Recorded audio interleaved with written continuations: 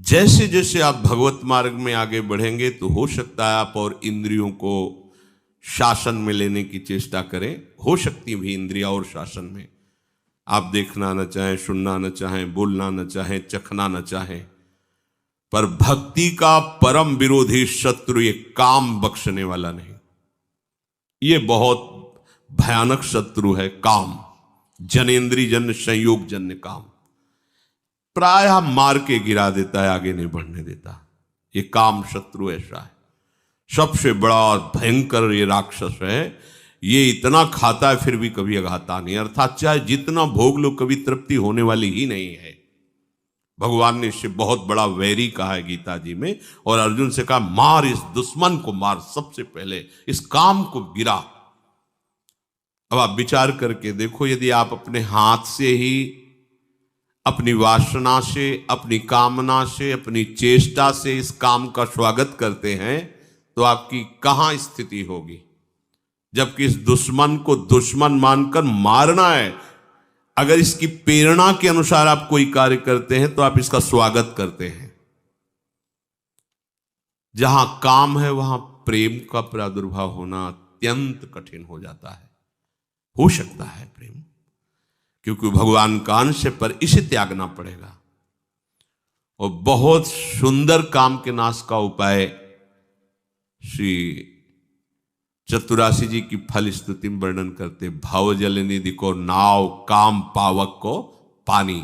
और श्रीमद् भागवत में शुकाचार्य रास पंच अध्याय का फल स्तुति में वर्णन करते हैं कि ये जो ब्रजबधू की रास क्रीड़ा श्री कृष्ण के साथ है, इसका जो गायन करेगा उसका हृदय रोग नष्ट हो जाए। विक्रीडितम ब्रजबधू भिरदम च विष्णु, इस श्लोक में वर्णन किया है। यदि हम प्रभु का स्मरण, प्रभु की लीलाओं का गायन करें तो बहुत जल्दी इस हम काम रोग से बच सकते हैं।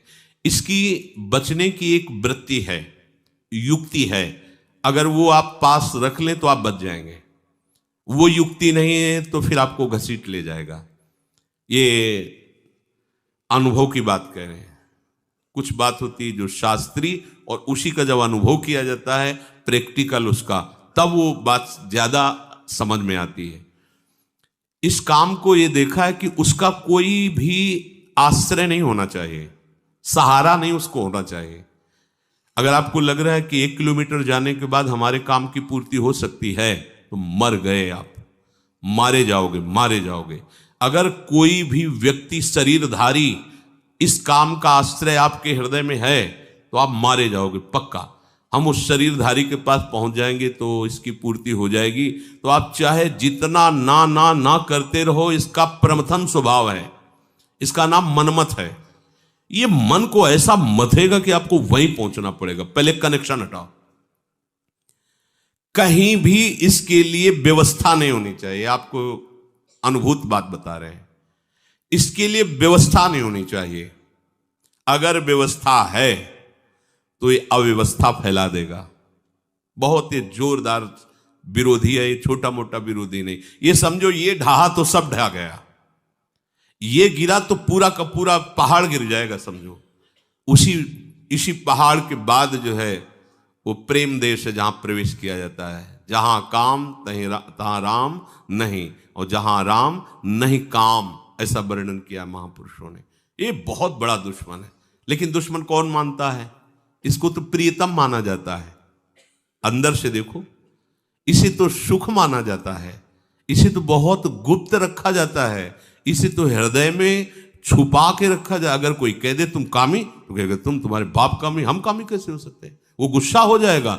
वो हृदय में हमारे ये दुश्मन छिपा हुआ है, दूसरा उसे बताना चाहता है, हम स्वीकार नहीं करेंगे, उसे बिल्कुल छुपा के रखेंगे। ये सबसे बड़ी कमी हो रही है। अगर इस दुश्मन को दुश्मन के रूप में देख लो तो पहला बाण मार दिया आपने उसके ऊपर, वो ढेर होना शुरू हो जाएगा। दूसरा, कोई संयोग का विधान नहीं रखना है। कोई शरीरधारी से ऐसे संपर्क नहीं रखना है जिसके पास जाने से इस काम की वृत्ति की पूर्ति हो जाए, समझ लेना। तीसरा, आपको स्वयं में कोई ऐसी चेष्टा नहीं करनी है जिससे इस काम का स्वागत हो। काम के द्वारा प्रेरित कोई भी ऐसी चेष्टा नहीं करनी। उसको सहना है। जो सहन करता है वही भक्तिवान होता है। सहत सहत बाढ़े भगति, और इसे सह वही सकता जिसने भगवान के नाम का आश्रय लिया है, भगवान के चरणों का आश्रय लिया है, प्रियालाल के सांवले गोरे चरणारविंद का आश्रय लिया है।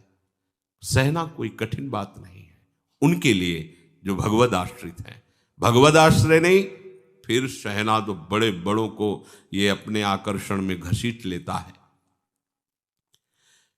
पहली बात, इसको दुश्मन मानना है, शत्रु को शत्रु। भगवान कह रहे हैं ये योगियों का, परमार्थ के पथिकों का, ज्ञानियों का नित्य बैरी, ये नित्य बैरी भगवान ने कहा है। ये ऐसा वैसा दुश्मन नहीं है।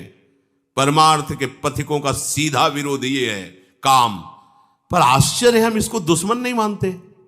ये आया और हम स्वागत के लिए तैयार हो गए। जैसी आज हमको ये चाहिए, जैसे कोई अतिथि आवे ना, आज हमको ये चाहिए, हाँ अभी अभी व्यवस्था करते हैं, हम ऐसे उसका स्वागत करते हैं। देखो वो जो प्रेरणा करता है, हरि गुरु की सब आज्ञाओं को रौंद करके हम वही करते हैं जो काम प्रेरणा करता है।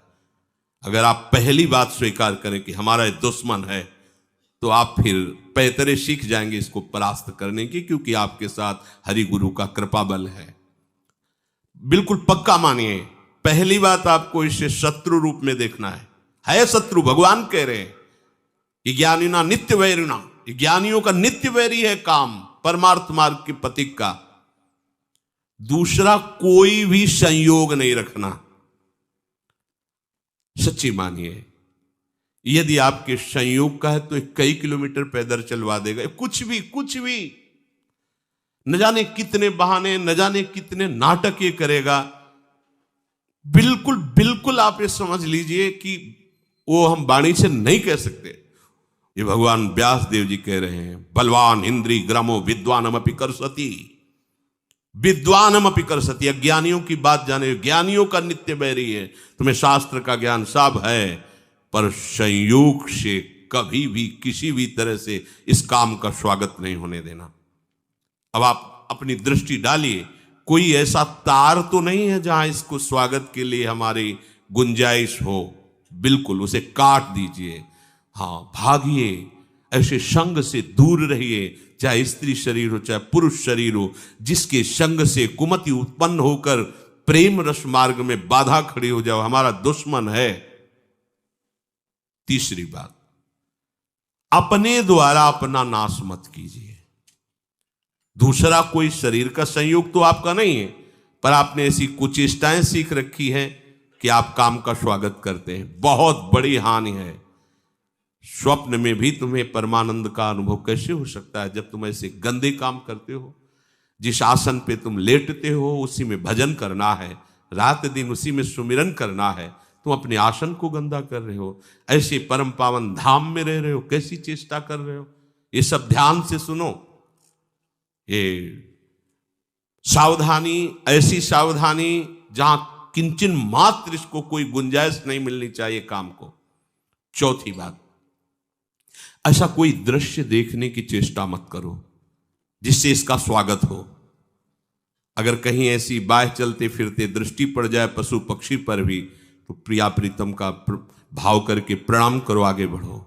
चिद चिद लक्षणम सर्वम राधा कृष्ण में जगत। दोबारा दृष्टि नहीं जानी चाहिए। किसी माता बहन पर कहीं कोई ऐसी दृष्टि जाए, मानसिक प्रणाम करो, हट जाओ। जो चाहे आपन कल्याणा, सुजस सुमति शुभ गति शुभ नाना, सो परनार लीलार गोसाई, तजौ चौथ के चंद किनाई। यदि आप काम पर विजय प्राप्त करना चाहते हैं तो विरोधी भाव जहां से प्रकट होते हैं, ऐसे शरीरों के दर्शन करने से बचिए, सावधान रहिए। मति गति सब भ्रष्ट हो जाएगी। केवल काम की ही एक ऐसी वृत्ति है जो सर्वनाश कर देती है।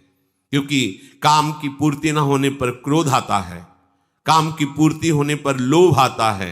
जैसे जैसे कामनाओं में बहते जाओगे तुम्हारी मोह ममता बढ़ती जाएगी, अहंकार, सारे की सारी जड़ है ये काम। इसीलिए कठिन शब्द लगा है। कठिन काम वासना पाप का करके पूरी तरह विनाश। सच्ची मानिए, ये मन बहुत हमारा बेईमान है, ठग है। ये इनसे मिला हुआ है, विपक्ष से मिला हुआ है। हम भजन में रुचि प्रकट कराने के लिए जब इस मन को बैठालते हैं कि नाम जप कर, मंत्र जप कर, तो ये थोड़ा सहयोग देकर फिर हमसे अपना सहयोग मांगता है। थोड़ी देर ये मनोरंजन तो कर लेते हैं, थोड़ी देर ये काम तो कर लेते हैं, थोड़ी देर ऐसा, बस इसकी इस बात को, सलाह को मत मानना, ये ठगों से मिला हुआ है, लुटवा देगा, पूरा का पूरा लुटवा देगा, विश्वास कीजिए।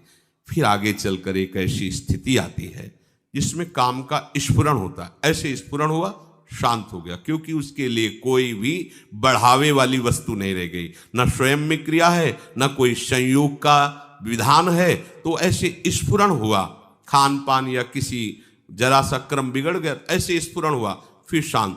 फिर जब आनंद की अंदर स्फूर्ति होती है, ये रह ही नहीं जाता है। फिर जब भाव प्रकट होता है तो आसपास विषय बिछा हुआ हो तो भी जैसे भुने हुए चने में कहीं अंकुरण नहीं हो सकता, दिखाई चना वैसा ही देगा आपको, वैसी आकृति वैसा, पर उसे कितना भी खाद पानी लगा दो नहीं, ऐसे ही नैष्वात्मारामम विषय मृग तृष्णाम भ्रमयति, जो आत्मस्वरूप प्रभु का साक्षात्कार किए हुए उसमें काम वासना का उदय ही नहीं होता है। ऊसर बरसई तृण नहीं जामा, संत हृदय जिमि उपज न कामा। जैसे ऊसर भूमि में कितनी भी जल खाद लगा दो अंकुरण नहीं हो सकता, ऐसे ही संत हृदय में कभी काम का प्रवेश नहीं हो सकता। पर पहले था, फिर भगवत आश्रय से, भगवत चिंतन से, भगवत कृपा बल से नहीं। ऐसा नहीं कि कोई गर्भ से पैदा होते ही निष्काम, या तो भगवान है या तो भगवत प्राप्त महापुरुष जगत कल्याण के लिए जो आते हैं वो होते हैं। तो अपने को हारना नहीं, क्योंकि अपने पास प्रभु हैं, प्रभु का बल है। कठिन काम वासना, अपने सबसे बड़ी गलती करते हैं, इसको पहली बात दुश्मन नहीं मानते, दूसरी बात इसकी व्यवस्था रखते हैं, तीसरी बात स्वयं क्रिया की चेष्टा करते हैं, चौथी बात हम ऐसे उसके बढ़ाने वाले दृश्य देखते हैं, बातें करते हैं, सुनते हैं। कैसे गलत संस्कार छोटे छोटे बच्चों में हैं।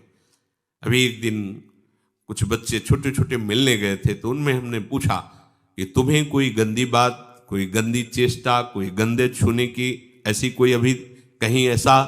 तो उन्होंने बोला हाँ, ये हमको सिखाता है गंदी बात। खड़ा किया, क्या तुम गंदी बात बोलते हो? बोलो, निर्भय हो कि बोलो, तुम्हें डांटेंगे नहीं, तुम्हारे अच्छे के लिए पूछ रहे हैं। ऐसी ऐसी गंदी बातें वो बोल रहा था जैसे एक बड़ा बुजुर्ग बोल रहा हो। कैसे सीखा?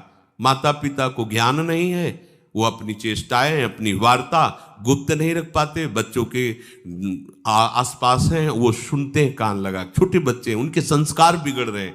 कम से कम बड़े माता पिता को इतना तो भी ध्यान देना चाहिए कि हमारे बच्चे सयाने हो रहे हैं, उनकी बुद्धि का विकास हो रहा है। हम ऐसे एक दृश्य, ऐसी वार्ता उनके सामने उपस्थित ना करें कि उनके आचरण बिगड़ जाए। आपको लग रहा है बच्चा सो रहा है और आप बातें गंदी गंदी कर रहे हो, विलासिता की, वो सब पकड़ रहा है, फिर वो आपस में उन्हीं का प्रैक्टिकल करना चाहता है। छोटे छोटे बच्चे भ्रष्ट होते जा रहे हैं, उनके आचरण नष्ट होते जा रहे हैं। उनके पास देखने की सामग्री ऐसी, सुनने की सामग्री ऐसी, बहुत बड़ा प्रभाव पड़ता है जो हम देखते हैं, सुनते हैं और बोलते हैं।